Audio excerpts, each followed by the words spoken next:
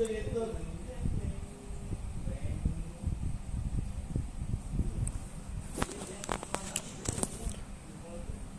baik. Assalamualaikum warahmatullahi wabarakatuh. Perkenalkan, nama saya Ilyas Panaya. Saya dari Prodi Manajemen kelas 204B. Di sini saya akan menjelaskan tentang evolusi teori manajemen. Apa saja sih yang ada di dalam evolusi teori manajemen? Proses perkembangan teori manajemen sampai saat ini dapat dilihat dari 5 sisi, yaitu yang pertama dominan, yang kedua divergensi, yang ketiga konvergensi, yang keempat sintesis, dan yang kelima proliferasi. Evolusi teori manajemen terdapat berbagai macam-macam, di antaranya adalah manajemen kuno, manajemen klasik, manajemen ilmiah, manajemen aliran perilaku atau sosial, manajemen teori sistem, manajemen kontemporer atau modern. Yang pertama di sini kita akan menjelaskan manajemen kuno. Manajemen sudah ada sejak ribuan tahun yang lalu dengan penerapan sistem manajemen dianggap sebagai seni. Jadi manajemen kuno adalah manajemen yang terdapat pada zaman dahulu kala, sudah lama banget ya. Contohnya diantaranya negara Mesir. Adanya sistem manajemen ditunjukkan dari keberadaan piramida. Dan yang kedua ada negara Venesia, Italia. Pada tahun 1400 ada sistem manajemen digunakan untuk mengembangkan usaha. Yang ketiga digunakan pula di zaman Romawi dari Yunani. Dan yang kedua ada manajemen klasik. Menurut James Watt, Jr. dan Matthew Robinson Boulton pada tahun 1800, ahli manajemen dari Soho Engineering Foundry di Inggris, teknik manajerial yang telah mereka kembangkan ada 5 macam, diantaranya yaitu penelitian dan peramalan pasar. Yang kedua, skema mesin yang direncanakan sesuai dengan tuntunan proses pekerjaan. Yang ketiga, perencanaan produksi. Yang keempat, standar proses produksi. Yang kelima, ada standarisasi komponen-komponen produksi. Lanjut, menurut Robert Owen 1810, industriawan paling berhasil dari permulaan abad ke-19, dikenal sebagai Bapak Manajemen Personalia Modern. Pada awal tahun, revolusi Owen meningkat kondisi kerja di pabrik dengan berasumsi bahwa pekerja adalah aset perusahaan. Contohnya seperti menaikkan usia minimum kerja bagi anak-anak, mengurangi jam kerja karyawan, menyediakan makanan bagi karyawan pabrik, mendirikan toko yang menjual keperluan hidup karyawan, memperbaiki lingkungan hidup di mana karyawan tinggal, memberikan reward pada pekerja atau pada yang bekerja. Di sini ada menurut Charles Babbage pada tahun 1832, ilmuwan manajemen matematik yang khususnya tertarik pada prinsip efisiensi, pembagian tugas, dan perkembangan prinsip-prinsip ilmiah untuk menentukan bagaimana seorang manajer harus memakai fasilitas, bahan, tenaga kerja supaya mendapat hasil yang baik melalui pembagian kerja, training, maupun perulangan terampil efisien.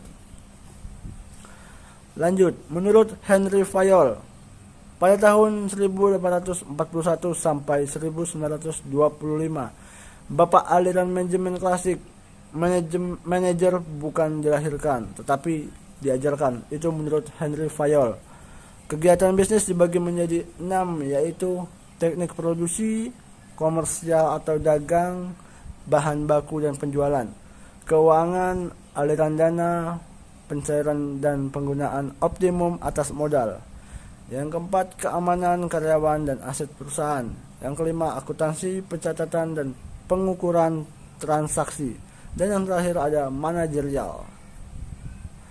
Oke, kita lanjut ke manajemen ilmiah.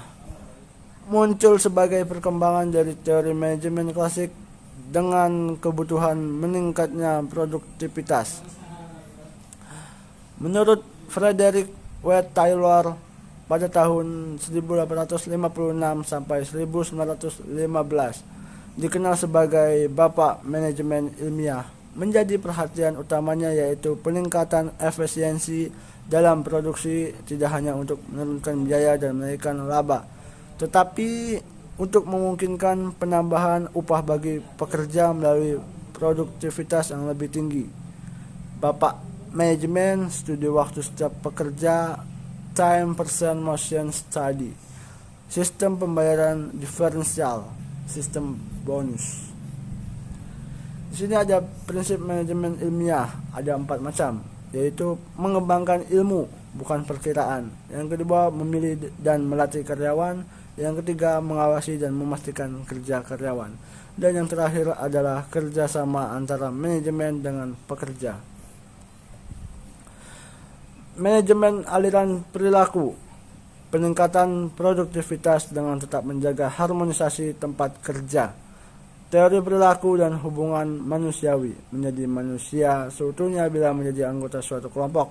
Manusia dan manajemen mempunyai kepentingan yang sama. Model pengendalian organisasi, pengendalian diri, pengendalian kelompok, pengendalian bersama. Timbulnya ilmu-ilmu perilaku, diantaranya timbulnya psikologi industri. Hugo Munsterberg pada tahun 1912, ia menerapkan ilmu perilaku pada gerakan manajemen ilmiah yang bertujuan bagaimana mendapat orang-orang yang memiliki kualitas mental yang cocok dengan pekerjaan setiap orang. Dalam kondisi psikologi, mana output yang paling besar dan memutuskan dapat diperoleh dari pekerjaan setiap orang. Bagaimana suatu perusahaan dapat mempengaruhi para pekerja sehingga dapat memperoleh hasil sebaik mungkin. 2. Pertumbuhan manajemen personalia. Menurut Besoboom Rowntree, ilmu manajerialnya dilandaskan atas 2 prinsip, yaitu apapun yang menjadi alasan setiap individu untuk ikut serta dalam industri, tujuan dasarnya yang haruslah pelayanan kepada masyarakat. Yang kedua, industri adalah suatu hal yang manusiawi di mana pria dan wanita mendapatkan nafkah demi hidup yang lebih layak. 3. Pengembangan pendekatan sosiologi terhadap manajemen. Menurut Max Weber, dia menganalisis secara empiris mengenai gereja, pemerintahan, ketentaraan, dan perusahaan yang menyebabkan dia yakin bahwa hierarki, otoritas, dan birokrasi merupakan fondasi segala organisasi sosial. Di sini ada teori birokrasi dan perilaku manusia. Teori birokrasi yaitu ada 4 macam: ribuan anggota, aturan yang jelas, desain struktur organisasi yang efisien, dan penekanan pada prestasi dan evaluasi. Perilaku manusia yaitu didorong kebutuhan aktualisasi diri, self-actualization. Manajemen teori sistem, keseimbangan tujuan organisasi dengan tujuan pekerja atau individu. Yang kedua, manajer memahami zona of acceptance. Yang ketiga, manajer dapat memanfaatkan kelompok informal dalam organisasi. Setiap organisasi formal harus mencakup unsur-unsur 4 macam: sistem fungsionalisasi, sistem perangsang efektif dan efisien, sistem kekuasaan, sistem pengambilan keputusan.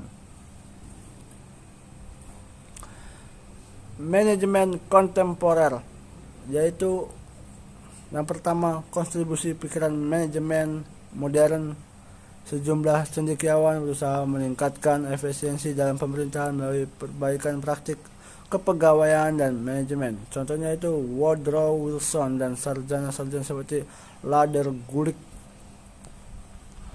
2. Kontribusi dan para manajer perusahaan. Menurut Russell Robb tahun 1910 memberikan kuliah mengenai organisasi. Berkat pengalamannya di perusahaan, dia memandang organisasi sebagai saranan pemanfaatan para pekerja. Menurut Denison 1913 mengembangkan konsep motivasi kepemimpinan dan tim kerja dan menganalisis pengaruh faktor struktur organisasi terhadap kepribadian. Ketiga, kontribusi dari para ahli keperilakuan. Ilmuwan yang melakukan percobaan mulai tahun 1927 sampai 1940-an, diantaranya Ahli sosiologi memberikan pemahaman tentang anatomi organisasi melalui pekerjaan mereka. Yang kedua, ahli psikologi memberikan pengertian manajemen melalui penerapan terhadap aspek perilaku manusia. Yang ketiga, mengintegrasikan pendekatan-pendekatan sebelumnya. Pendekatan sistem, pendekatan situasional, pendekatan hubungan manusiawi baru atau pandangan integratif. Lanjut. Oke. Cukup sekian kali ini materi tentang evolusi teori manajemen. Kurang lebih baiknya mohon dimaafkan. Wassalamualaikum warahmatullahi wabarakatuh. Sampai jumpa di video selanjutnya. Terima kasih.